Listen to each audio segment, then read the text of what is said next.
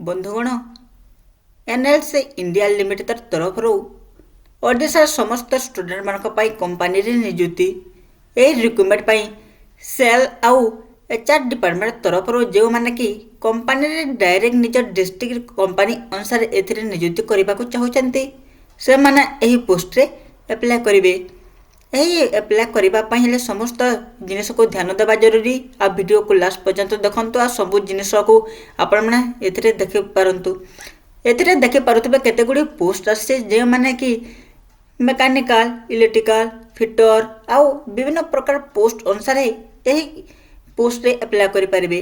जदि हैंडिकैप अछन्ते से मानको पई बहुत बढ़िया सुविधा रखा जायछि। से मानको पई कम परसेंट मार्क थिले भी से माने एप्लाय करि परिबे।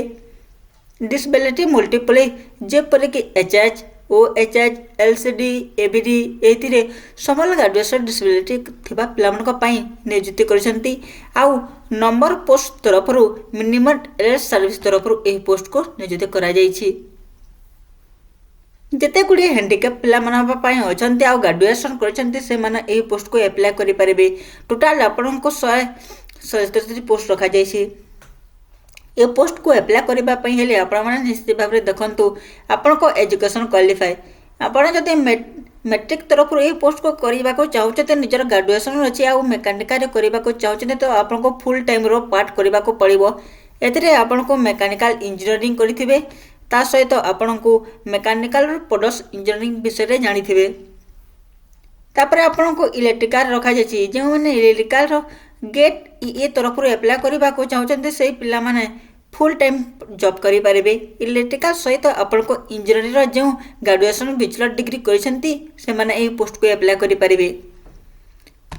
सिविल इंजीनियरिंग एप्लाय करतबार पिला मानक पई से ई सिविल इंजीनियरिंग इलेक्ट्रिकल सहित आपण को जो इंजीनियरिंग बैचलर डिग्री अछि से पोस्ट को आपण माने एप्लाय करि परिबे। कॉन्ट्रैक्ट इंडस्ट्रियल सहित फुल टाइम सहित पार्ट टाइम जॉब आपण को दियाजिबो। से तरफ इंटरमेस्टर सहित इंजीनियरिंग तरफ इंट्रो जो रखा जायछि से डायरेक्ट तरफ आपण को नियुक्ति मिलिबो।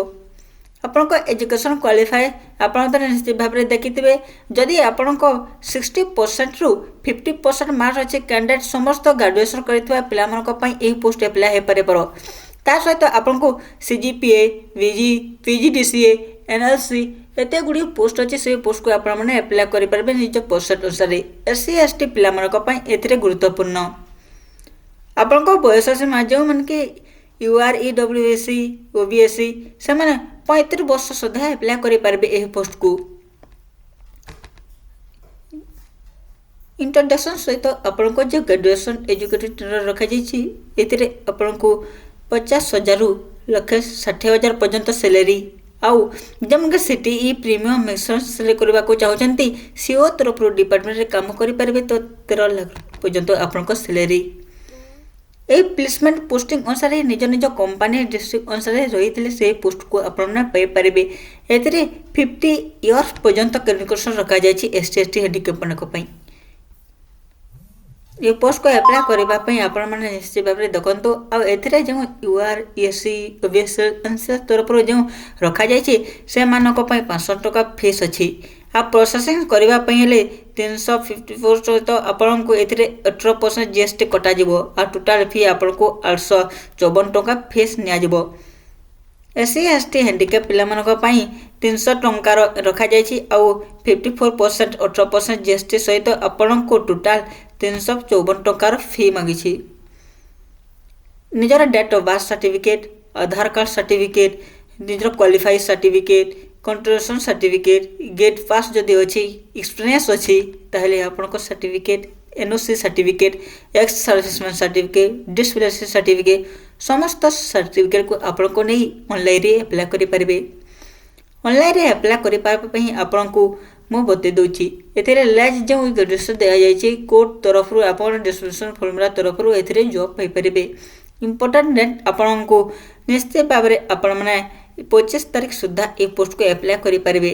लास्ट आपण को जनवरी 15 तारीख सुधा लास्ट डेट 16 तारीख दिन आपण को पेमेंट करबा जरूरी। एथिरे जो सिविल रही कंट्रोल रही इलेवेशन रखा जाए समस्त पोस्ट रे आपने युद्ध करेंगे। जदि एप्लाय करने को चाहते ताहले एथिरे एप्लिकेशन डेट 16 तारीख स्टार्टिंग अच्छी ଆପଣମାନେ 16 ତାରିଖ ଦିନ ଷ୍ଟାର୍ଟିଂ କରିପାରିବେ। ଏଥିରେ ଅଫିସିଆଲ ୱେବସାଇଟ୍ ଦେଇଛି, ସେଇ ୱେବସାଇଟ୍କୁ ଆପଣମାନଙ୍କୁ ଯାଇକି ଏଥିରେ ଆପ୍ଲାଏ କରିପାରିବେ। ଏହି ପୋଷ୍ଟରେ ଆପଣମାନେ ଦେଖୁଥିବେ NCL, ଏହି ପୋଷ୍ଟରେ ଯେଉଁ ଲେଖାଯାଇଛି ଆପଣମାନେ ଏଥିରେ ଆପ୍ଲାଏ କରିପାରିବେ। ତାହେଲେ ଠିକ୍ ଅଛି, ଆପଣମାନେ ଏହି ପୋଷ୍ଟକୁ ତ ନିଶ୍ଚିତ ଭାବରେ ବୁଝିପାରିଥିବେ। ଚ୍ୟାନେଲକୁ ସବସ୍କ୍ରାଇବ୍ କରନ୍ତୁ, ଲାଇକ୍ କରନ୍ତୁ।